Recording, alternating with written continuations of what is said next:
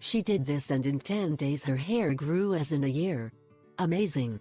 A lot of us happen to want to achieve a different look and the first thing we do is make us a new haircut.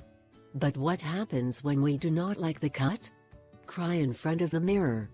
Better try these homemade tricks to speed up hair growth with ingredients you can find in your own kitchen and solved subject. 1. Potato water to stimulate hair growth. When cooking potatoes, do not throw water. Let it cool and rinse your hair. They say that with this rinse accelerates the growth of hair. The idea is that the potatoes contain starch and the starch gives more volume to the hair. It should be noted that this remedy is one of many popular remedies that people pass from generation to generation but have no scientific evidence of why they work. But it is very easy to do and nothing gets lost with try it. 2. Grow hair with onions. Chop an onion and knead the shampoo.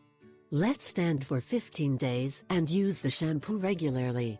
The onion is rich in sulfur, a very good mineral for the health of the hair.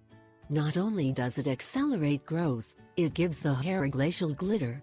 Another home remedy with onion to have long hair. Chop a red onion in half, 4 cloves garlic and 2 cinnamon splinters.